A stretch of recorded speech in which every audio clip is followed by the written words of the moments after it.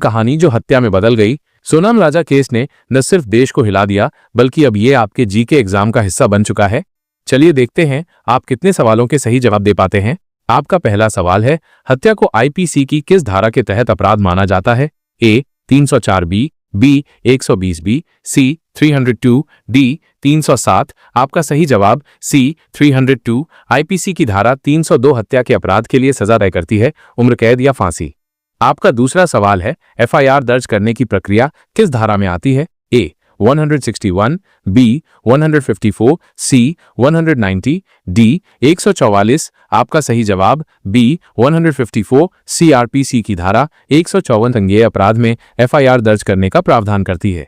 आपका तीसरा सवाल है, पोस्टमार्टम रिपोर्ट कौन बनाता है? ए सीआईडी, बी कोर्ट, सी मेडिकल ऑफिसर, डी पुलिस। आपका सही जवाब सी मेडिकल ऑफिसर। सरकारी मेडिकल अधिकारी मौत का कारण जानने के लिए पोस्टमार्टम रिपोर्ट तैयार करता है। आपका चौथा सवाल है, ऑनर किलिंग रोकने वाला पहला राज्य कौन सा था? ए यूपी, बी राजस्थान, सी हरियाणा, डी पंजाब। आपका सही जवाब बी राजस्थान। राजस्थान ने 2019 में ऑनर किलिंग के खिलाफ विशेष कानून बनाया। आपका पांचवा सवाल है, दहेज हत्या के लिए आईपीसी की कौन सी धारा है? A 498, A B 304 B, C 302, D 304 A. आपका सही जवाब बी 304 बी। शादी के 7 साल के भीतर दहेज के कारण महिला की मौत होने पर आईपीसी 304 बी लागू होती है।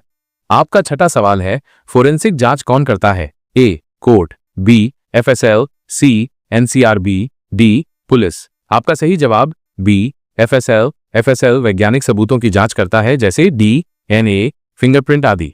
आपका सातवां सवाल है, एनसीआरबी किस मंत्रालय के अधीन है? ए स्वास्थ्य, बी गृह, सी शिक्षा, डी महिला विकास। आपका सही जवाब बी गृह मंत्रालय। एनसीआरबी गृह मंत्रालय के अंतर्गत अपराध आंकड़ों का विश्लेषण करता है। आपका आठवां सवाल है, सुप्रीम कोर्ट ने ऑनर किलिंग पर निर्देश कब दिए? ए 2010, बी 2015, सी 2011, डी 2018। आपका सही जवाब ए 2010। सुप्रीम कोर्ट ने 2010 में राज्यों को ऑनर किलिंग पर सख्त कदम उठाने को कहा था। आपका नौवां सवाल है, सोनम राजा मर्डर केस किस राज्य में हुआ? ए यूपी, बी एमपी, सी बिहार, डी राजस्थान। आपका सही जवाब ए उत्तर प्रदेश। ये केस उत्तर प्रदेश के संभल जिले में हुआ था।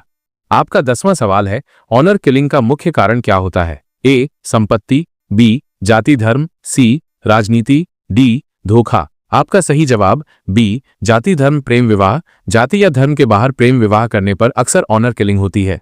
आपका 11वां सवाल है, मर्डर केस की सुनवाई सबसे पहले कहां होती है? A Supreme Court, B high court, C session court, D Lok Adalat. आपका सही जवाब सी सेशन कोर्ट। गंभीर अपराध जैसे मर्डर की सुनवाई सबसे पहले सेशन कोर्ट में होती है।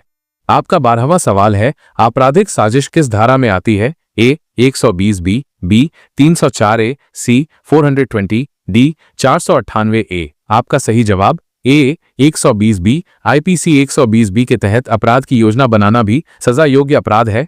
आपका 13वां सवाल है, hashtag justice for Sonam Twitter पर क्यों ट्रेंड हुआ? ए सरकारी घोटाले, बी मर्डर केस की मांग, सी प्रेम विवाह, डी बॉलीवुड विवाद। आपका सही जवाब बी मर्डर केस की न्यायिक मांग। सोशल मीडिया पर न्याय की मांग को लेकर यह ट्रेंड हुआ।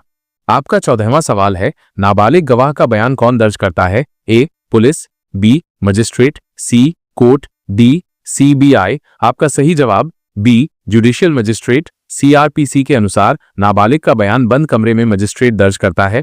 आपका 15वां सवाल है, सोनम राजा केस में मुख्य आरोपी कौन था? ए पिता, बी चाचा, सी नाना, डी भाई। आपका सही जवाब ए पिता। रिपोर्ट्स के अनुसार प्रेम विवाह से नाराज पिता को मुख्य आरोपी माना गया। तो दोस्तों, आपने कितने सवालों के सही जवाब दिए कमेंट में जरूर बताओ, और अगर जीके सीखने का ये तरीका अच्छा लगा हो तो लाइक, शेयर और सब्सक्राइब करना मत भूलना।